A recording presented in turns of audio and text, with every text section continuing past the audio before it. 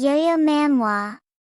Em uma pequena vila ao lado da cidade de Kangkyun no século XVIII, uma pessoa fala para seu subordinado oferecer 50 milhões, dizendo que ele quer a cabeça da Zuyui, quando de repente ela aparece perguntando se ele quer a vida dela por apenas meros 50 milhões. Ela diz que ele realmente não sabe nada sobre ela. O subordinado grita dizendo que é ela. Ela diz que talvez ela deva deixar ele experimentar as habilidades de uma mercenária de elite. Em seguida mostra um lago com pontos vermelhos que mostra que aqueles homens viraram camisa de saudade. Voltando para a protagonista, ela diz que a missão foi fácil, além de um pouco distante. Ela se pergunta por que o preço foi tão alto. Ela acaba derrubando algo que ela segurava no chão, na qual explode e ela acaba caindo em outro lugar. Uma mulher pergunta para seu primo como ele pode ser tão descuidado. Ela diz que já drogou a mulher que estava desmaiada, e depois disso tudo vai correr sem problemas. Ele se aproxima da mulher desmaiada e diz que quem diria que ela seria tão teimosa, mas pediu para a prima para que não se preocupe, que ele vai pensar em alguma coisa para fazer com ela. A prima se afasta dizendo que já vai embora. A mulher começa a pensar que não consegue nem se mexer de tão quente e se pergunta se foi drogada. O homem se aproximando mais ainda chama ela também de prima. Chama ela de linda prima e que somente quando ela está incapacitada que ela sabe se comportar e ouvir ele. Ele diz que ela tem uma grande beleza enquanto tira suas roupas. Ela abre os olhos. Ele surpreso pergunta se ela acordou. Ela endireitando suas vestes olha para ele com olhos tão afiados como uma lâmina. E coloca a mão na cabeça meio tonta. Enquanto isso ele estava aproximando a mão nela, pedindo para que ela se divertir com ele. A protagonista pega o grampo de cabelo e corta o próprio braço. O primo dela pergunta o que ela está fazendo. Protagonista repete o que ele disse e depois responde que está tirando a vida dele. Isso enquanto aperta o pescoço dele. Ele tenta lançar uma magia nela. E a protagonista pergunta com seus olhos como uma lâmina se ele está tentando agir. Ela fala que ele está pedindo para desviver logo. A protagonista pula no pescoço dele e começa a dar um mata-leão. Desfalecendo ele, ela se levanta e diz que ele não é nada. Ela anda pela floresta escura enquanto sangra pelo braço que cortou para ficar sóbria. Ela diz para si mesma que o efeito da droga não passou. Ela anda mais pouco e se pergunta que lugar era aquele. Ela olha pelo reflexo do lago e se pergunta se aquele miserável a chamou de Shambhuguanvuyan. Ela se pergunta se aquele é o nome dela. Ela sente um aperto no coração e diz que isso dói. Enquanto cai no lago e se afogando cada vez mais, ela acaba chegando perto de um homem com cauda no fundo do lago. Esse mesmo homem acorda enquanto sua cauda se transforma em pernas. Ele abre os olhos e vendo nossa protagonista acaba pegando ela. Ela coloca ela para fora do lago e diz que ela tem o poder da medicina. Ele sente seu braço sendo pegado pela protagonista. Sem entender, esse se aproxima, enquanto nossa protagonista diz que ele é bonito. Ela continua segurando ele enquanto se treme. Ela pensa como as propriedades medicinais dela estão ficando cada vez mais forte. O homem bonito pensa consigo mesmo que realmente foi o poder da medicina dela que curou a ferida dele agora há pouco. Enquanto a protagonista olha para ele e pensa que foi Deus que enviou esse homem bonito ao lado dela, para salvar ela. A protagonista sobe em cima dele, enquanto ele pergunta como ela ousa. Ela se aproximando seu rosto no dele pergunta por que tanto barulho logo nesse tipo de momento. Ela diz que só cabe ao coração escolher, ela acaba passando ao para ele pela boca. Não sei o que, antes que me perguntem. Ele regala os olhos e sobe em cima dela, eles dois acabam caindo novamente no lago enquanto se beijam. As roupas do rapaz acabam se rasgando enquanto eles ainda se beijam. Ele morde o pescoço dela. As roupas dela também acabam se rasgando, enquanto uma esfera sai do peito dela. Nesse momento temos visões do passado, onde várias pessoas se reuniam para rir de uma moça caída no chão tossindo. Em outra visão, essa mesma moça implora para abrirem a porta. Ela estava presa no lugar que guardavam excrementos e fedia muito. Em outra visão, ela pede para seu primo lhe solta. O homem diz que então aquele era o passado dela. Cortando para o dia seguinte, eles aparecendo dormindo abraçados enquanto dormem. O rapaz abrir os olhos e olhando para a protagonista dormindo, ele se pergunta o que ele fez ontem à noite. Ele pega uma adaga e coloca no pescoço da protagonista enquanto diz que ela tem que morrer. A protagonista sonhando pede para por favor solta ela. O rapaz frange as sobrancelhas sem reação e em seguida se levanta e vai embora enquanto diz que vai deixar para lá, porque ela desintoxicou o veneno dele. Depois de um tempo a protagonista acorda e percebe que o efeito da droga passou.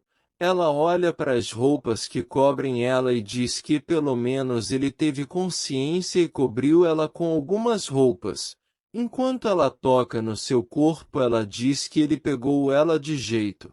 Ela veste as roupas, e recebemos uma introdução sobre as personagens, que dizia que elas, o Yu, é a mercenária número 1 do século XXI, enquanto Shangguan Vuyan, dona do corpo, é a filha mais velha da família Shangguan de Kanglandalu. Ela tem 16 anos. Voltando para a protagonista, ela diz que ontem à noite ela viajou no tempo para o corpo da Vuyan, uma mulher desfavorecida, mas com poderes espirituais.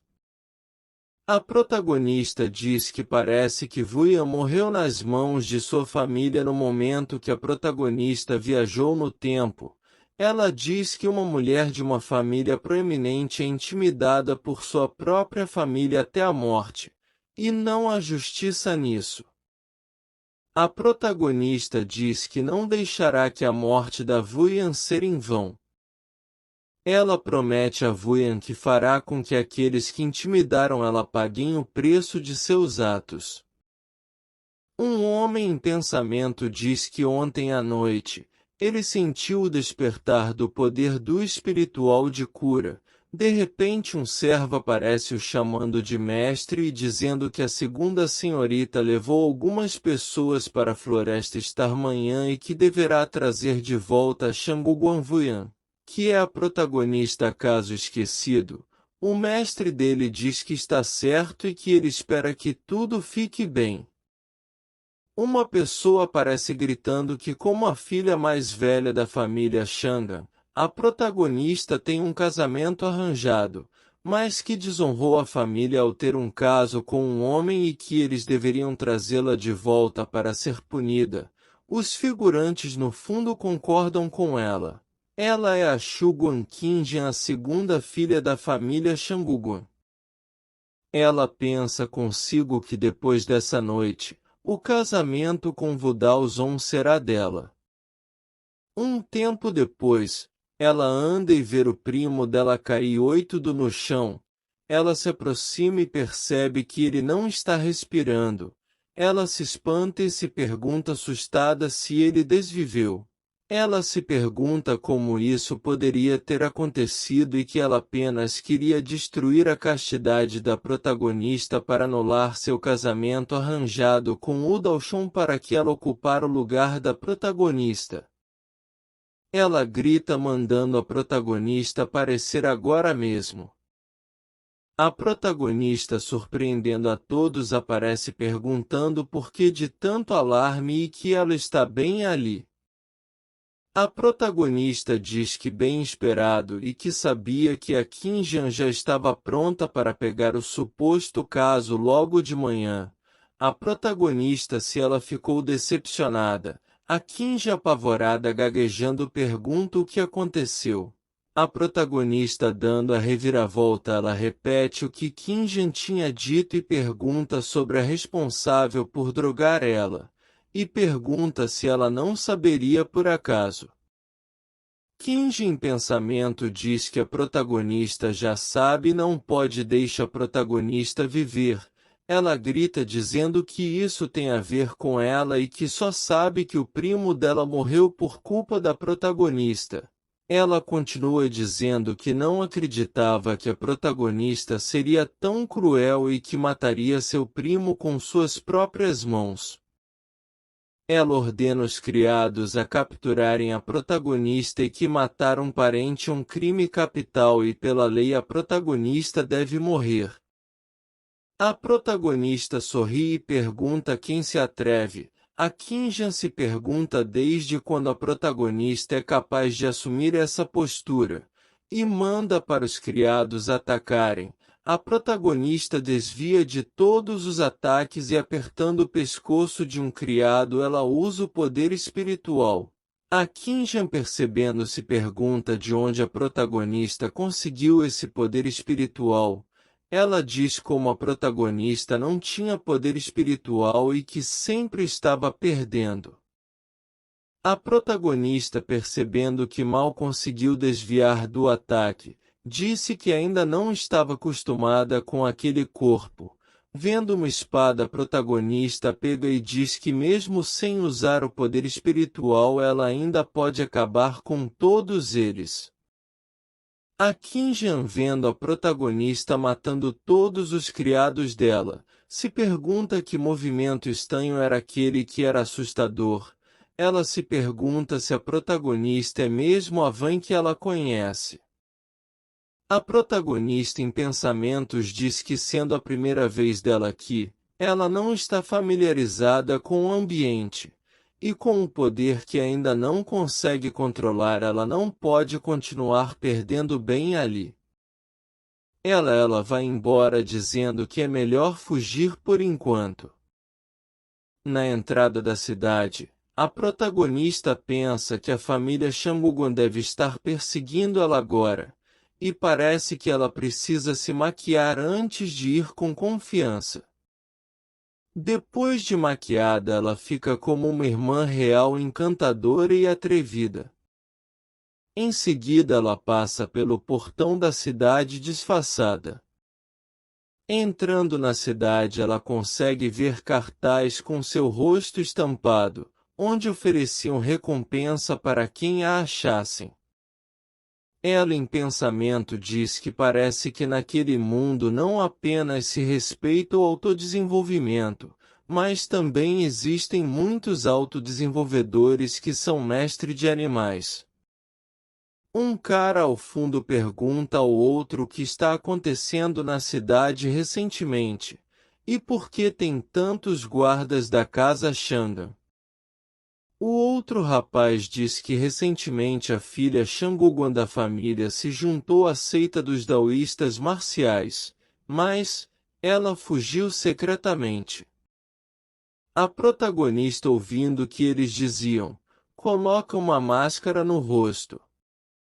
Um dos caras continua dizendo que ele tem que dizer que a senhorita Shanguguan é ingênua, e entre as 4 principais seitas, apenas a seita marcial daoísta possui a maior e mais famosa reputação, e ela ainda brinca de fugir do casamento.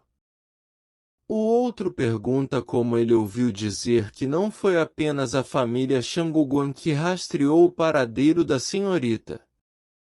Nisso o atendente chama a atenção da protagonista, ela apenas diz que quer que ele abra o quarto, e que ela quer ficar com aquele.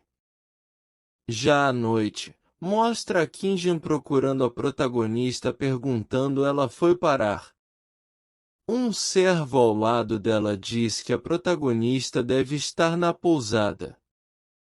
A Kinjin manda para eles irem atrás da protagonista. Já a protagonista estava disfarçada. Observando pela janela, Kinjin se pergunta como ela veio tão rápido. Olhando pela porta, ela percebe que os guardas sombrios da família Shanguguan vigiam em todos os cantos da pousada onde se poderia escapar. Os guardas batiam porta por porta para achá-la. Ela pensa que é melhor elaborar uma estratégia. A protagonista chegou até o guarda e perguntou: Oi, querido, está procurando alguém? O guarda, aproximando as mãos dela, manda para ela tirar a máscara para ele ver. Mandando ela ser obediente, nada vai acontecer. A protagonista pensa: é agora, e pula para trás derrubando outra mulher junto. A protagonista diz que é uma mulher fraca. E como pode suportar ser tratada assim? O guarda manda ela para de fingir. Quando ele vai se aproximar, ele acaba escorregando por causa de uma banana e puxa a roupa daquela mesma mulher de antes enquanto tenta se segurar. O rapaz ao lado da mulher grita mandado ele soltar a mulher dele, e manda o guarda se prepara para morrer. O rapaz começa a agredir o guarda, o que faz a protagonista ter tempo para fugir. Outro guarda vendo ela fugir manda para pegarem ela. Continuaram a perseguir a protagonista até uma ponte, na qual ela pulou. A Kinjin disse para a protagonista que ela não pense que vai escapar, enquanto lança uma espada na protagonista. A protagonista, conseguindo desviar, sai correndo. Um guarda se pergunta se a protagonista foi para a Floresta das Três Folhas do Carvalho. A Kinjin diz que vai demorar um pouco para ela sair de lá e manda para os guardas ficarem de guarda lá. A protagonista diz que parece que conseguiu despistá-los. Pegando uma folha, ela diz que precisa de um abrigo. Quando de repente aparece uma serpente na frente dela com uma saliva altamente venenosa e ela diz que estará morta se ela tocar nele, dizendo que é melhor evitá-lo e sai de fininho. Uma pessoa que estava sendo agarrada pela serpente diz que tem alguém ali. Machucando a serpente, ele consegue se soltar. A protagonista, sem entender, pergunta como a criatura enlouqueceu de repente. Ela pensa que não tem tempo para pensar nisso agora e que precisa se proteger. Saltando para cima da serpente, ela ataca. A protagonista percebe a presença da pessoa anterior e pergunta se então tinha uma pessoa por perto.